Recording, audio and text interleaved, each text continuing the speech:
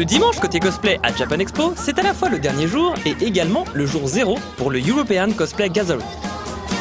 En effet, les sélections du concours de l'année prochaine démarrent dès maintenant. Le public et la presse courent dans tous les sens pour espérer ne pas manquer tel ou tel événement, pendant que les cosplayers stressent avant de monter sur scène pour peut-être représenter la France dans un an. Ce jour-là, chacun dépense tout ce qui lui reste d'énergie pour profiter et faire le maximum. En ce début de matinée, direction la scène Curie dans le hall 6 pour une conférence consacrée au cosplay dans le monde. Sur l'estrade, un panel composé des 3 invités cosplay du salon, l'américaine Yaya Han, l'australien Wiru et la japonaise Reika. L'objectif ? Leur permettre de partager leur vision du cosplay et leurs expériences internationales. On regrettera que le son n'ait pas toujours été intelligible, ce qui est fort dommage quand on dispose de tels invités. Nous avons déjà eu l'occasion de vous présenter Wiru et Yaya Han dans notre reportage du vendredi. Place aujourd'hui à Reika. Cosplayeuse japonaise originaire d'Osaka, elle pratique depuis une vingtaine d'années et est devenue une personnalité que les conventions du monde entier sollicitent pour ses ateliers. Elle peut s'enorgueillir de plus de 500 costumes à son palmarès et les quelques photobooks qu'elle présentait sur le salon se sont vendus à toute vitesse auprès d'un public de fans et de connaisseurs. Elle a également, ce dimanche, animé sur la scène Kitsune, un atelier consacré aux perruques qui a rencontré un très grand succès. Programmé juste après la sélection française de l'ECG, son horaire permettait aux fans de suivre les 2 événements sans problème. Et d'ailleurs, la sélection française du European Cosplay Gathering, parlons-en. La veille, il avait été annoncé que la compétition serait étendue à 13 pays, avec l'arrivée de la Finlande et de la Roumanie. Mais pour le moment, place à la quarantaine de participants qui vont tenter de représenter la France pour l'année prochaine. Et tout commence en début d'après-midi lors des présélections sur la scène Kitsune, anciennement scène 100% cosplay. C'est pour cela que l'on dit souvent que le dernier jour de Japan Expo, c'est aussi le jour 0 pour l'ECG de l'an prochain. Et là, le hasard a voulu qu'une série de désistements, conjugués à une volonté de ne pas éliminer un petit nombre de concurrents juste pour la forme, ont permis à tous les inscrits présents de participer à la sélection. Direction donc la scène Ichigo pour élire le représentant solo et le groupe français pour 2016. Si le public n'a pas rempli l'ensemble de la salle, il était malgré tout difficile de trouver une place assise dans les premiers rangs. Et si le principe de ne vouloir léser aucun cosplayer pouvait avoir du sens, il en a résulté hélas un défilé d'1h30 au niveau assez variable. Le jury de son côté était formé de cosplayers reconnus. Au milieu de tout cela, quelques participants nous ont laissé un très bon souvenir. Citons côté groupe, le duo de Pandaren de World of Warcraft avec une mobilité impressionnante pour de tels costumes. Le trio Sailor Moon, composé de Neo Queen Serenity, la princesse Kakiru et Chibiusa.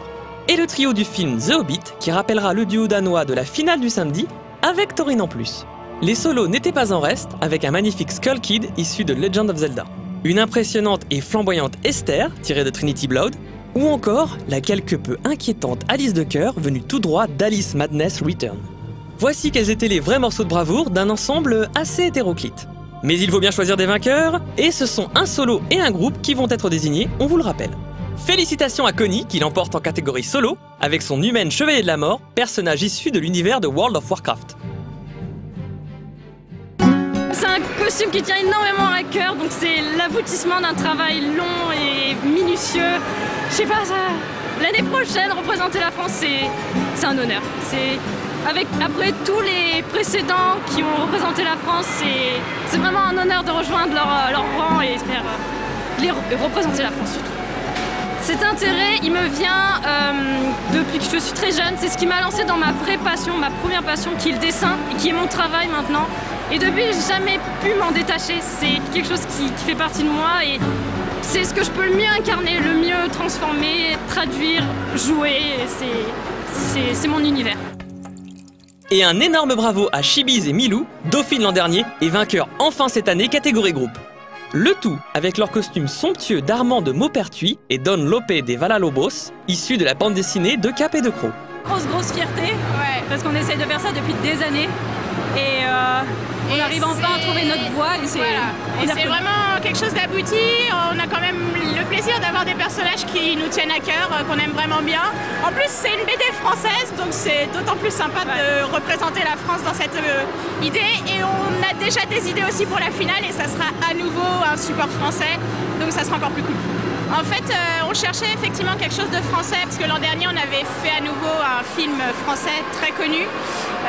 On voulait garder cet esprit français parce qu'on trouve ça sympa et qu'il y a quand même énormément de choses très intéressantes dans la culture française. Donc c'est une BD qu'on aime beaucoup toutes les deux et on s'était dit que c'était un sacré défi au niveau costume historique et réussir à trouver une presta qui se rapportait un petit peu au théâtre parce que c'est quand même aussi un support important dans cette BD. Après cette très belle victoire, que peut-on leur souhaiter pour l'an prochain? Des kilos de merde. Va gagner, en l'occurrence. Continuer sur la route des Français depuis le début de cette compétition. Au moins être dans le podium, comme ça a été le cas pour quasiment toutes les saisons.